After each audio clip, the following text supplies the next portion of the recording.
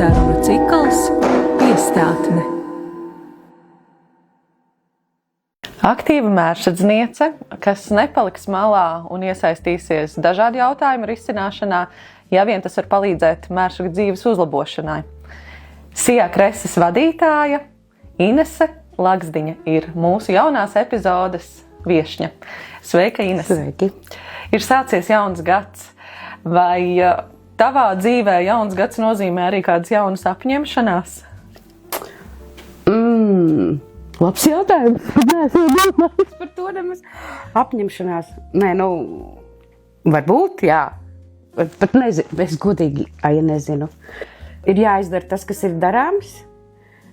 Un par jaunām apņemšanām, tām varbūt jaunībā var beigas sapņot par kaut ko jaunu apņemties, bet man ir jādara tas, kas man ir ko es daru un kas man vēl uz priekšu būs darāms. Vai mēs varam atgriezties jaunībā? Jā, mierīgi. Atgriezties jaunībā. Vai tajā laikā, kad jūs nonācāt pie idejas saprotu, ar māmu un ar krustmāmu, ka vajadzētu veidot savu uzņēmumu? Es bišķiņu labošu. Sākums bija tāds, ka mēs viņu taisījām kā veikalu. Ar vīru, jā. Jo 91. gadā piedzima mana meita Ance, un tad bija tas... pārējais laiks Latvijā kā tāds, un vienkārši mums bija kaut kas jādara. Mēs nopirkām to mazo kiosku no preses apvienības, kas tanī laikā tur stāvēja. Un 92. gadā mēs nopirkām saliekamo Ugāles māju, kāda viņa tur stāv, un mans vīrs Orlando tā arī pats ar savām rokām viņus salika kopā. Un tā māja tur ir no 92. gada. Un tad sākumā ir veikals, tikai Sākumā ir veikals, un pēc tam otrā stāvā mēs attaisījām kafejnīcu. Bet tas bija otrajā stāvā, un tā bija tāda maza vietiņa. Es domāju, ka ļoti daudz mēršadznieki atcerās otro stāvu kafejnīcē. Tur ir tā iesauka, jā. Kas joprojām tiek izmantot un lietots. Tas ir tas iemesls, kāpēc skaidrs. Bet tad sapratāt, ka veikals varbūt tā kā nē, un palikāt tikai pie kafejnīcas. Jā, jo kā labi zināms, Latvijā krīzes nāk un iet. Un tad tanī laikā arī mana krustmāte Lielvārdē palika bez darba, jo tas jau bija 2000. gads. Krustmāte mana mamma, un tad mēs nolēmām, ka mēs vairs tā kā veikalu jo veikali Mērsigā saradās ļoti daudz, un tad mēs vienkārši pārorientējāmies uz kafejnīcu. Un tā mums arī pirmā stāvā tapa kafejnīca. Jā, ka tā tad ir jūsu pašu veidot, un tas, ko var tā laika gaitā manīt, cik es esmu Mēršagā, jau arī ir kādi 11 gadi, ir tas, ka jūs tā, vienkārši nav tas, ka jūs stāvat uz vietas, visu laiku mainās, gan arī šis vizuālais noformējums iekšpusē, ārpusē, tad ir terasīte izveidota. Jā, tur es tev piekritīšu. Un mana doma kafejnīcā, kad es viņu vispār vēru vaļā, es biju ļoti daudz savākusi no Mērsaga iedzīvotājiem vecās bildes.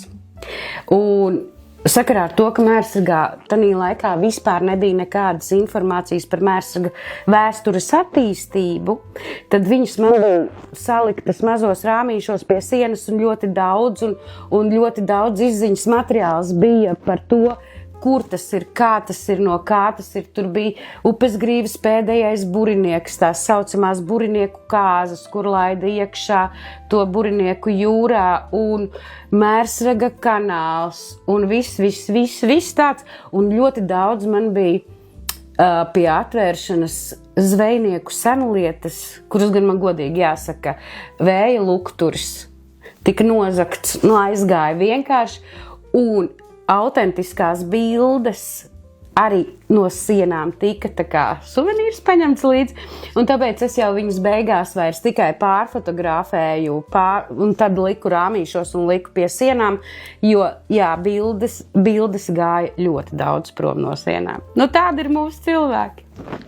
Tad jāsaka, labi, ka tagad ir Ingas grāmata, un vēsture ir, grāmatas neaiznesīs. Bet pirmsākums jau Ingai ļoti daudz materiālus, ar ko mēs arī mainījāmies, un kur pārfotografēja Werners Veržbilauskas. Viņš bija savācis arī to kodolu, viņam arī bija ļoti daudz Mērsaga vēsturiskās bildes. Tad mēs abi tā kā dalījāmies, kas ir man un kas ir viņam, un beigās, beidzot ir Ingas grāmata, kur cilvēks ir strādājis un visu to saklopojis, lai tas būtu tādā veidā. Kāpēc tev bija svarīgi, ka šī vēsture tiek parādīta? Tāpēc, kā jūs labi zinat, es neesmu vietējā Mērsadzniece, bet es esmu Mērsagā gājusi skolā. Un vēsture kā tāda ir mana sirdslieta. Ja? Man patīk vēsture. Viss ir saistīts ar vēsturi. Ja man būtu, kur visu to likt, tad man būtu, man liekas, jau 15 mājas pilnas ar visiem vēstures materiāliem.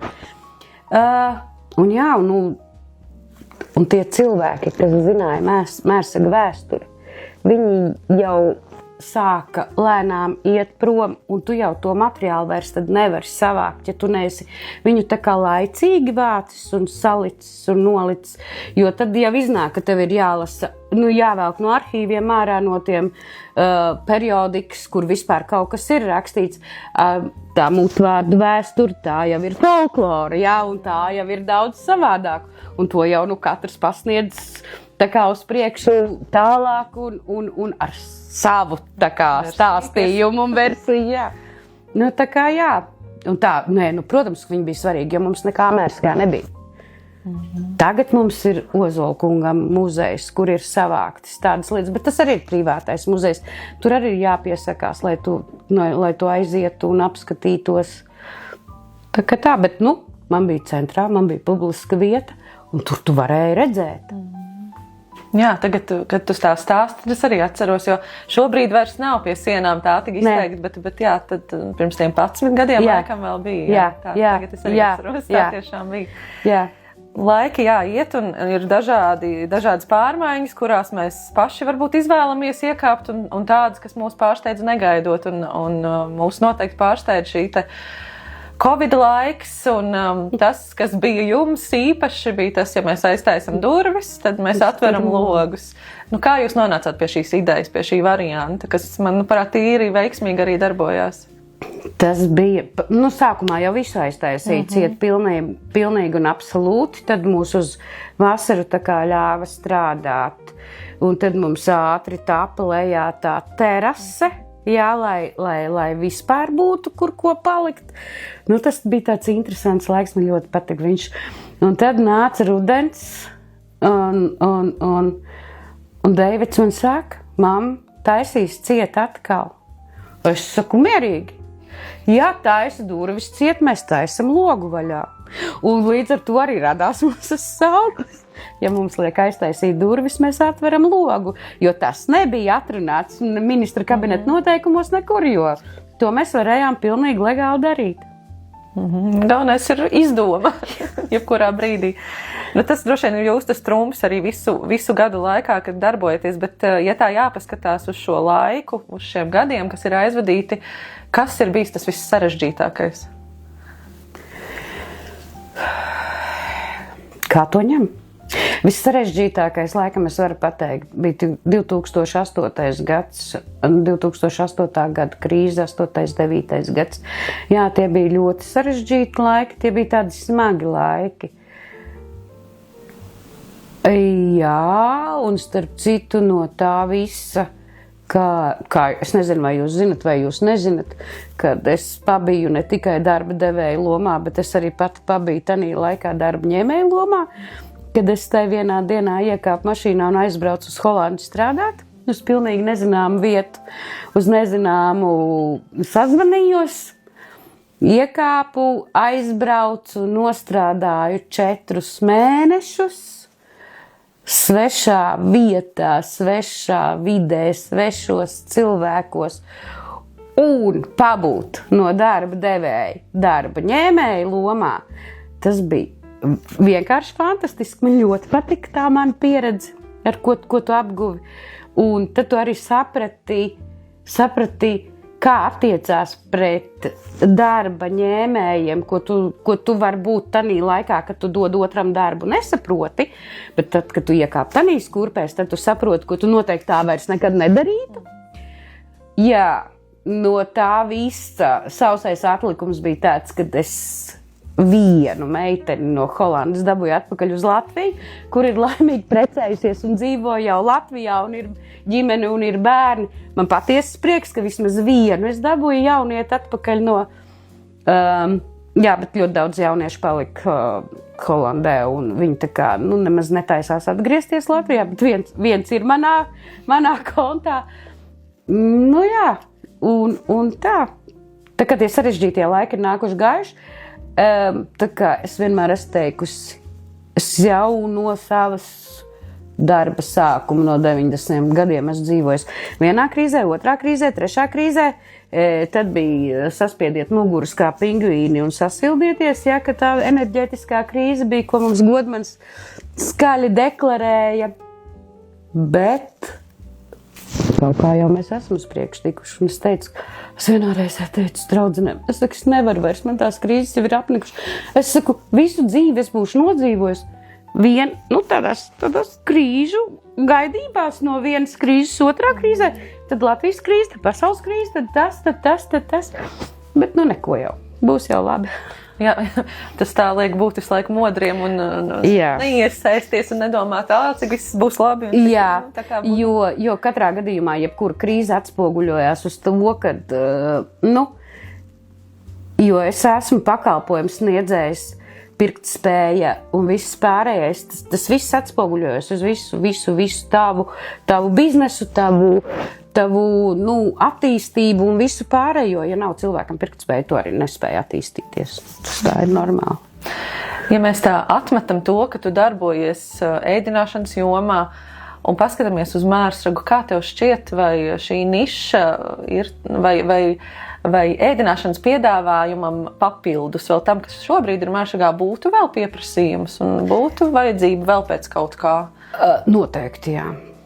Noteikti, jā. Es varu pateikt, es varbūt varu pateikt savu lielāko sapni, kāds man jau ir, man liekas, no tā laika, kad es vispār atvēru kafejnīcu kā tādu vaļā, jo redzi, arī kafejnīcas koncepti mainās, jo kā mainās pieprasījums, tā tu mainies, jo mums jau vairs nav kafejnīca kā tāda, tīrā nosaukumā kafejnīca, jo mums jau ir bez mazliet tā kā ātrā ēdināšana, jo cilvēkiem tas ir labāk, ātrāk, un to atkal, to ievies Covid.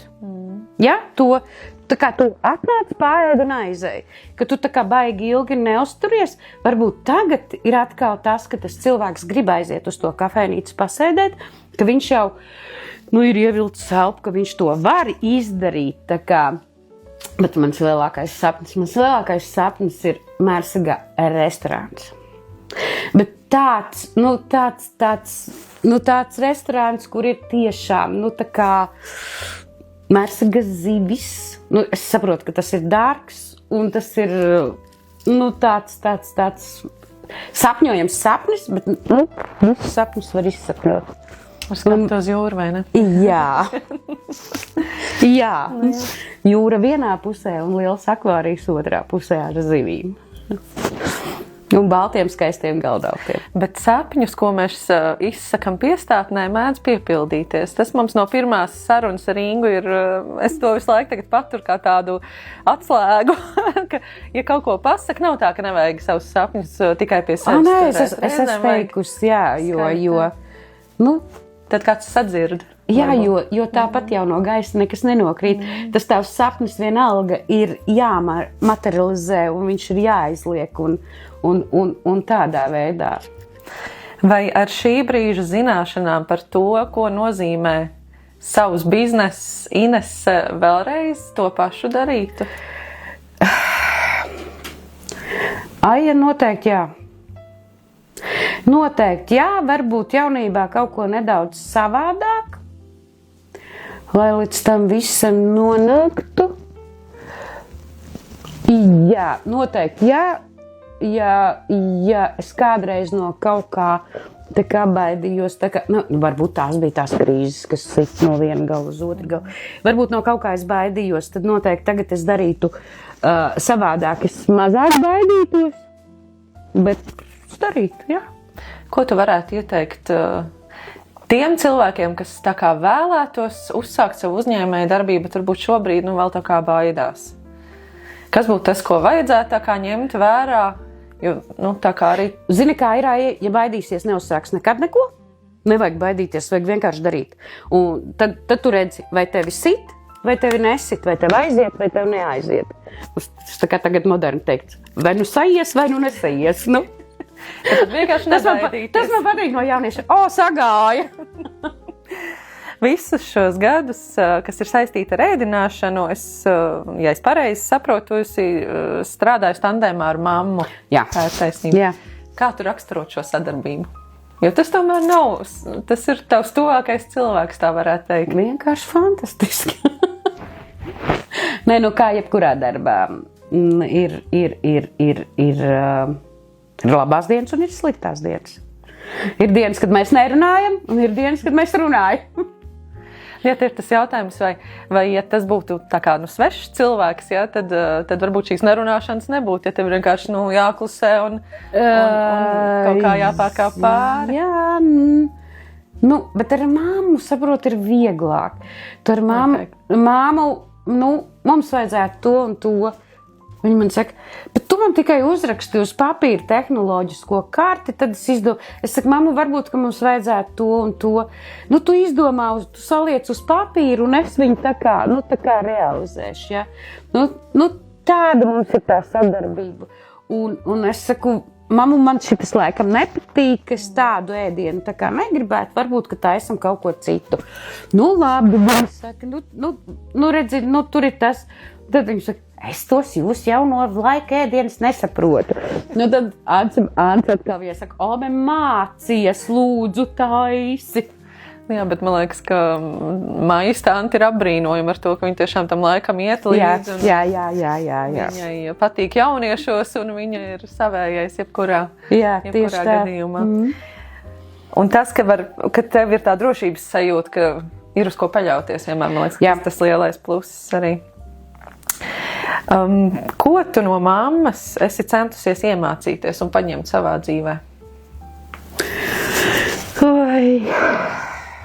No mammas. No savas, es sākšu labāk tā. Manai mammai, viena māsa vēl ir dzīva, mana krustmāte ir mirusi. Viņas bija 3 māsas un 1 brālis. Mana krustmāte bija šefpavārs Lielvārdas restorānā, kamēr viņu slēdza. Un krustmāte, ļoti labi taisīja. Viņai, bet jāsaka, man ir paldies krustmātei, jo man nav pārtikas tehnoloģija izglītība. Bet krustmāte man iemācīja pilnīgi visu, sākot ar tehnoloģiskām kartēm, kalkulācijām, ēdienas sagatavošanām, salikšanām kopā, visu. Tu man visu iemācīja krustmāte. Tas ir, tīri tādā pašmācības ceļā, kā es to esmu apgavusi, un visas HACCP grāmatas, un kas tik nav vajadzīgs visiem PVD un visam pārējiem. Tā ir man no viņas ļoti liela skola, tā kā es vienmēr esmu teikusi, mana mamma taisa fantastiski zivis. Mana krustmāte taisīja dievīgi gaļu, un 3. māsa Monika, kas ir tāda kā fantastiski cep konditorija, pīrāgus, plātmaizes, cepelīnus, viņai tas viss ir tas ir viņas lauciņš. Un tā kā no katras māsas es esmu paņēmusi kaut ko. Protams, no māmas lielāko daļu, jo es vairāk laika pavadu ar viņu kopā. Bet no katras māsas es esmu kaut ko iemācījusies, un visvairāk es mācījos gan no mammas, jo mana vecā mamma, viņa bija tāda, kas man jau no bērnības mācīja cept pīrāgus, plātmaizi, es vēl gāju skolā, pamatskolā, un tad vecā mamma vienmēr uz Jāņiem, Ziemassvētkiem, uz visiem svētkiem mums nebija tā. Viņa saka, Inesīt, mēs cepsim. Es saku, jā, veco mamma, mēs cepsim. Ko mēs cepam? Nu, ko tu gribi, to mēs cepsim. Un tad tā mīlestība pret to maizes raudzēšanu un visu pārējo man laikam ir no viņas. Man tik nenormāli patīk iemīcīt maizi un gaidīt, kamēr viņa uzrūks. Un tad vecā mamma saka, tagad ir sviests jāliek, tagad ir krējums jāliek, tagad vienu reizi liekam iekšā un tad ņemam ārā un tad vēl vienreiz to krējumu liekam iekšā. Un tad viņa man ir samācījusi, nu viņa man tiešām daudz iemācīja no šī visa. Ja mēs vēl esam tajā bērnības posmā, ja atkāpjamies vēl uz bērnības posmu, tā tava sastapšanās ar mērsragu, kā tu to atceries? Braucu ilgi, iebraucu kaut kādā tumšā ciemā. Tās ir manas pirmās asociācijas. Es varu izstāstīt. Tad, kur tagad bija Eldo veikals, tur bija garāžas. Jaunais kolhoza kantoris, vecais kolhoza kantoris. Un tad mani pieveda pie lielas baltas mājas. Un tad ir man kaut kāds posms, tā kā es neatceros vairāk neko. Nu, nav man tāds mērsrags. Nu, labi, tur mērsraga lielajā mājā, kur mēs dzīvojām Sairās, kas tanī laikā bija uzcelta, kad mēs atnācām 75. gadā dzīvot.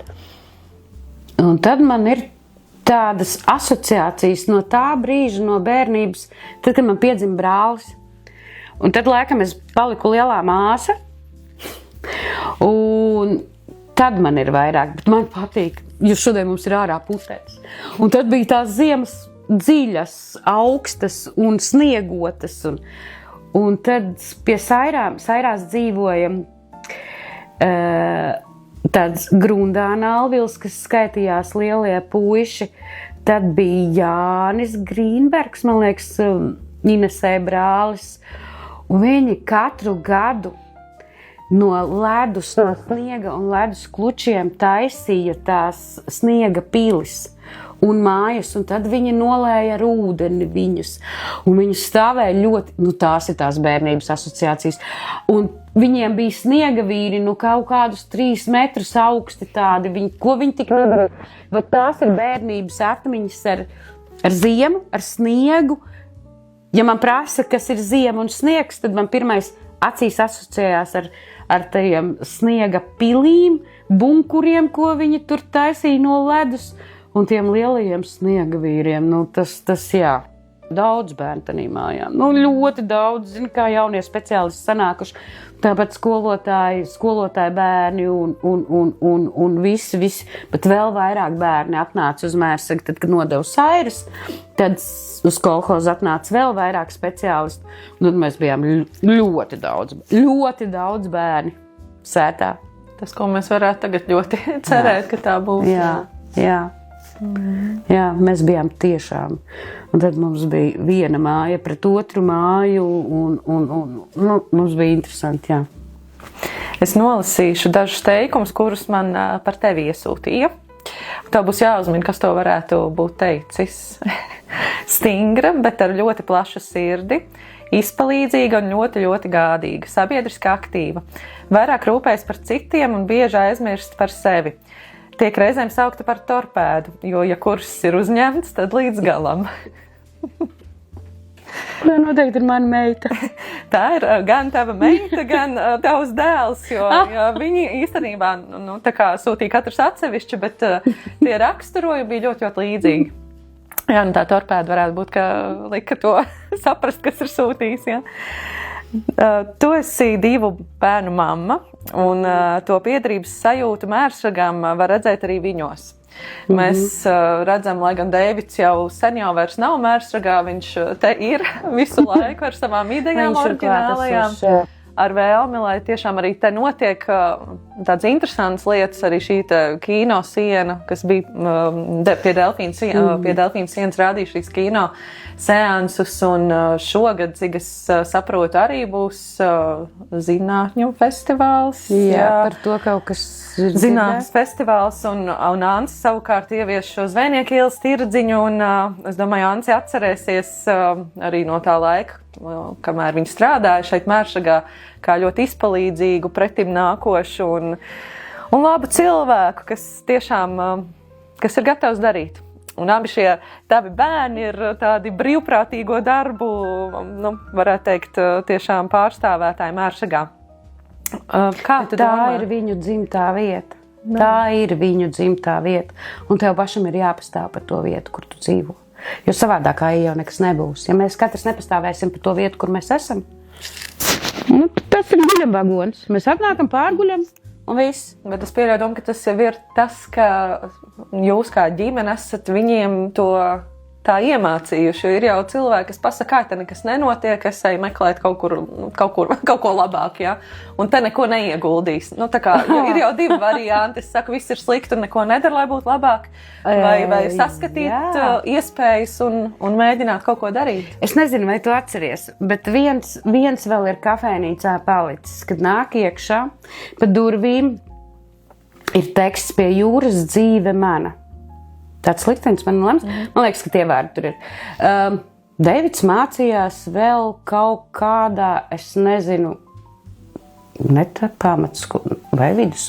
Man liekas, ka vidusskolā jau viņš šād. Un viņš saka, mamu, es kaut ko izdomāju. Davai bišķiņ pārtaisam kafēt. Es saku, davai liekam vaļā. Ko tu gribi daram? Un tad viņš bija, tas bija tas pirmais gājiens, jo man pie sienas bija līdz remontam tas uzraksts ziedoņu laika nav svarīgs, svarīgs ir cilvēks. Un tie ir nenormāli patiesi vārdi. Kādu laiku? Laika nāk un iet, bet cilvēki paliek. Un tad viņš man bija ar tiem saukļiem, ar zīmējumiem. Es nezinu, tu laikam neatceries. Viņš bija, tā kā, kad tu uz tā skoča lika tos burtus virsū, un kad viņš lika uz tās sienas, un kad izskatījās, ka viņš man bija visu izdarījis, visu aplipinājis, visur kaut kur kaut kas rakstīts, kaut kur iekšēji, varbūt, ka man jā, bet jo jaunieši grib, kāpēc? Nē, lūdzu, ir visas iespējas. Laikam tā lēnām jau jāpieradina tā sava vieta mīlēt, darīt viņā kaut ko, jo kas tad darīs, ja ne tu pats, jo tas jau ir tavs. Tā ir tava vieta, tava vide, tavs viss, tāpatās kā kultūras pasākumi. Kāpēc nē? Atceroties, atgriežamies atpakaļ pie manas bērnības. Man visa dzīve pagāja kultūras namā. Es kā no skolas nācu, tā kultūras namā bija viens pulciņš, otrs pulciņš, klavieres spēlējām, ansamblī dziedājām, dejojām, ko tik mēs nedarījām. Mums nebija tāda brīvā laika vispār kā tāda, kaut kad vasarā. Jo mēs visu laiku bijām nodarbināti tad tur. Mums bija ko darīt, un tāpēc jau tu arī pats pastāvēji par to savu vietu. Tā ir. Tā tas ir. Kādas ir tās jūsu ģimenes tradīcijas? Šogad es noorganizēju ļoti lielu vienu tradīciju. Jau pagājušā gadā. Es uztaisīju, Deivids man ļoti daudz palīdzēja.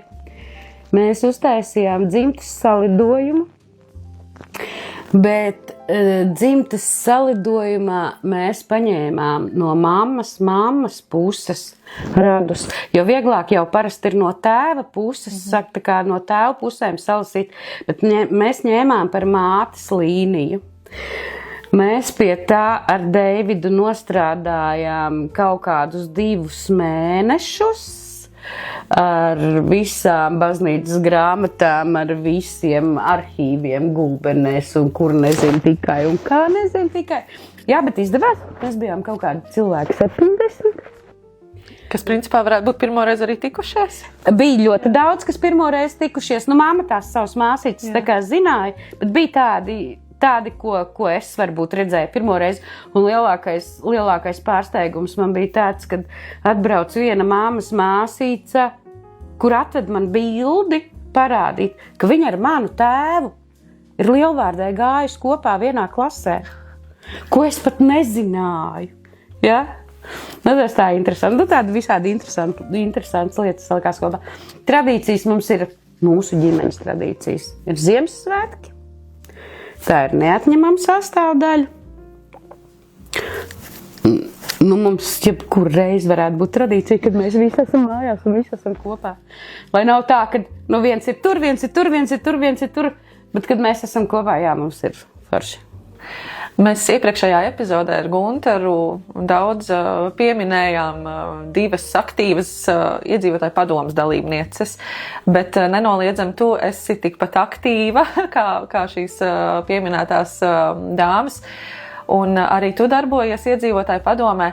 Šobrīd citos pagastos, kur šīs padomas neizdevās, varbūt ieviest, cilvēki arī reizēm komentāru sadaļā izsakās, kam tad tās iedzīvotāju padomas, tas jau tikai tāpēc, lai pašvaldības darbiniekiem nebūtu jāstrādā, bet iedzīvotājiem tagad jāsāk strādāt viņu vietā. Kā tu vērtē šo iespēju darboties iedzīvotāju padomē un vispār šīs iedzīvotāju padomas funkciju un nozīme? Pēc likuma jau mēs tādu vidutāju vien esam starp pašvaldību un iedzīvotājiem. Bet atkal te ir tas jautājums paceļams tāds, ja mēs nedarīsim neko sava ciemata labā, vai būs tā, ka tā pašvaldība tiešām kaut ko darīs? Un ja mēs neteiksim, neprasīsim, nedarīsim, vai kaut kas tiks darīts? Izņemot to, ka obligātais tas, kas ir jāizdara, vai ir pašvaldībai skats tālāk, kas ir Mērsagam vajadzīgs, ja mēs viņiem to neteiksim un nepateiksim, un mums ir vairāk tā sasaist ar iedzīvotājiem, ar iedzīvotāju vēlmēm, un katram cilvēkam ir sava doma, un katrs cilvēks nāk ar kaut ko labu, foršu, tas ir tāpatās kā, Aija, tu noteikti zini, ka 100 gadus runā par to laipu uz jūru. Ja, 100 gadus jau. Vai tiešām neviens pašvaldības vadītājs nav varējis to izdarīt? Tagad pēdējā padomas sēdē mēs arī atgriezāmies, cik tālu tas ir. Necik.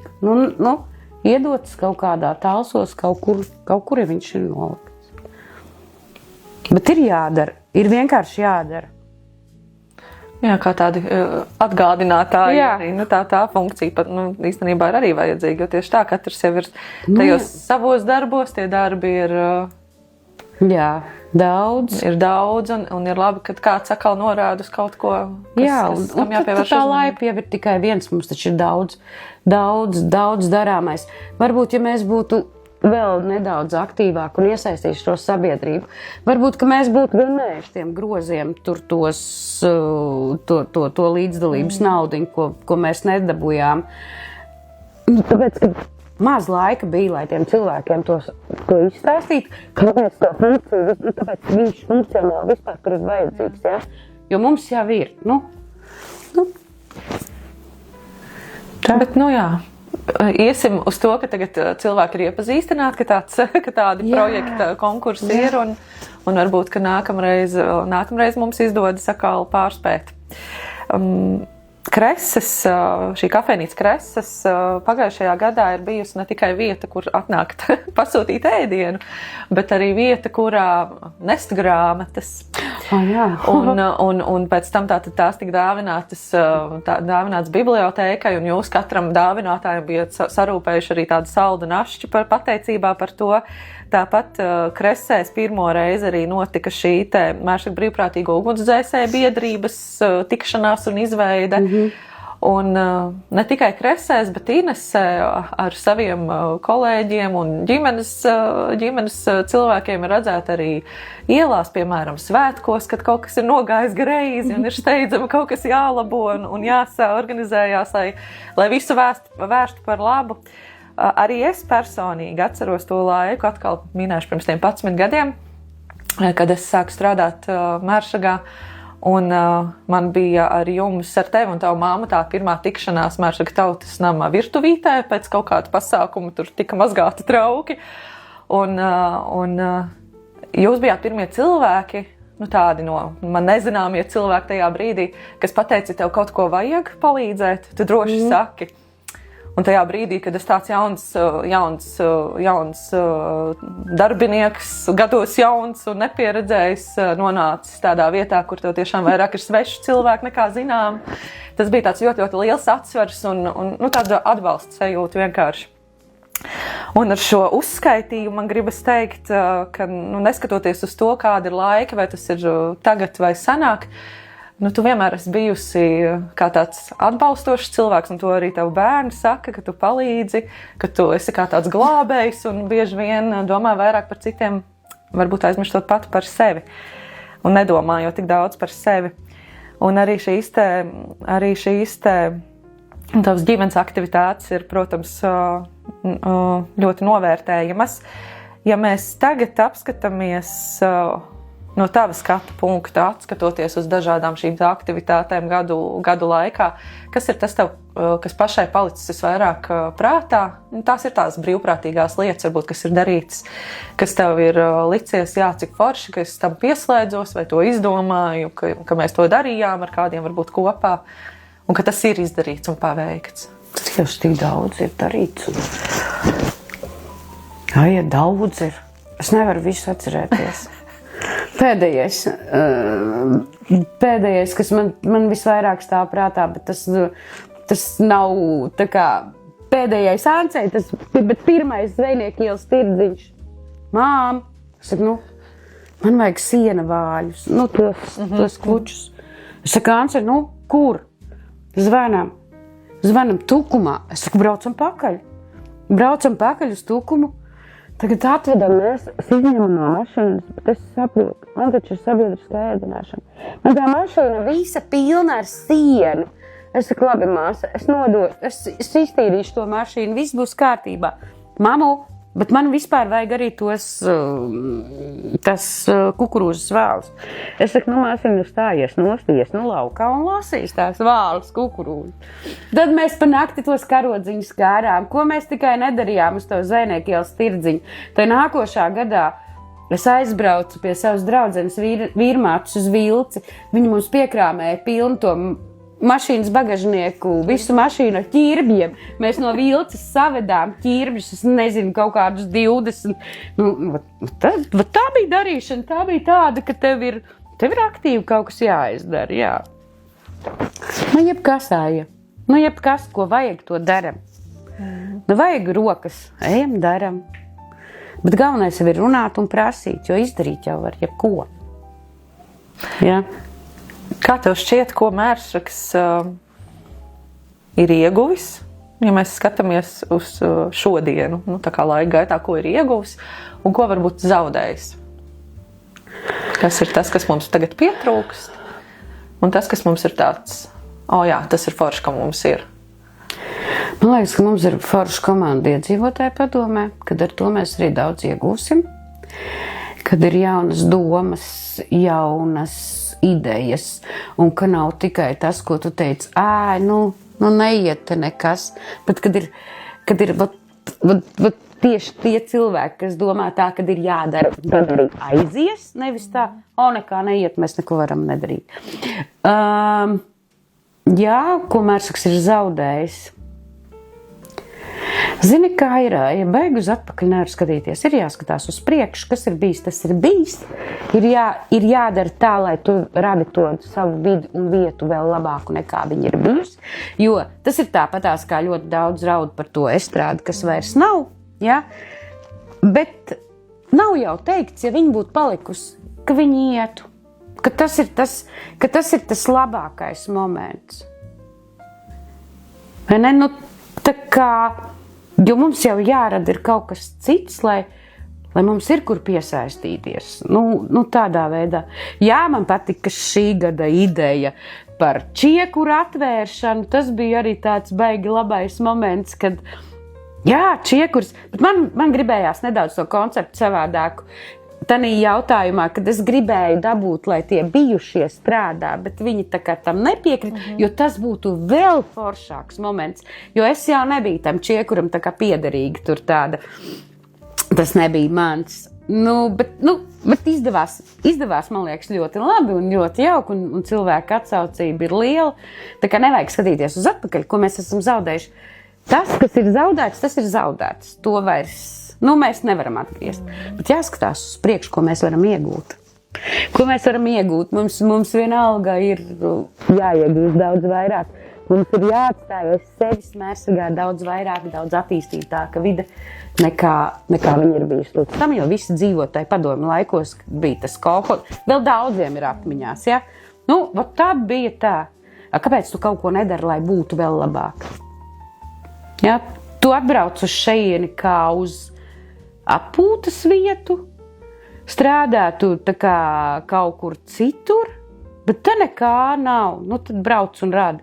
Man ir prieks, ka ir tādi cilvēki, kas strādā kaut kur citur, brauc un šeit arī kaut ko rāda, lai kaut kas būtu.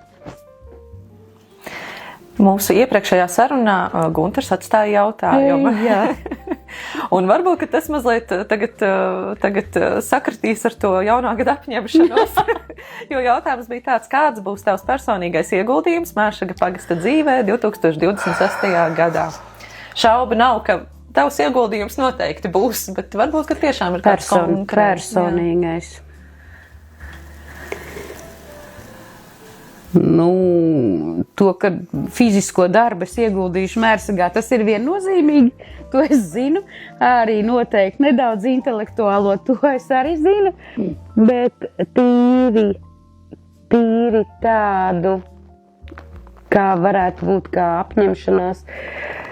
Es tev nevaru pateikt uz doto momentu, jo tu jau ieguldies visur, kas nāk tanī momentā pretī. Jebkuru, ko es varēšu pacelt un panest, jebkurā es ieguldīšu sevi. Nebūs tā, ka šoreiz nē, man kaut kā baigi negribās, vai kaut kas nesanāk. Jā, vienīgi tad, ja es nevarēšu pastaigāt un neko izdarīt, tad, varbūt, bet vienalga es varētu arī aizrāpot un kaut ko izdarīt. Torpēdi, jā? Jā. Tā man bērni sauc, jā. Laikam jau tādēļ viņi arī nav uz vietas sēdētāji. Jo, kad mēs visu laiku mēs gājām, darījām kaut kur, kaut ko, kaut kā. Jā.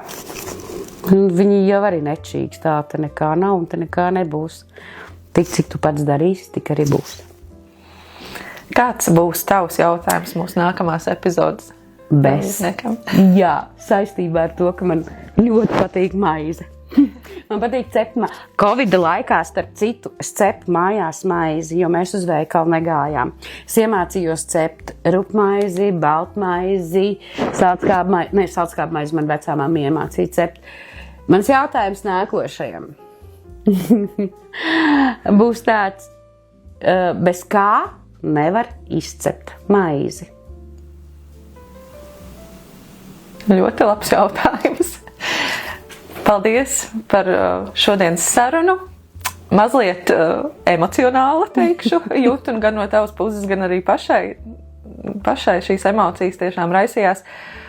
Un lai veiksmīgs šis jaunais gads un lai izdodas tiešām viss iecerētais. Paldies!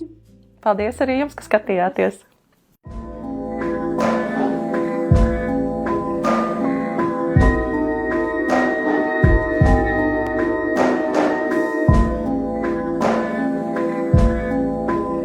Piestāj un ieklausies. Sarunu cikls Piestātne.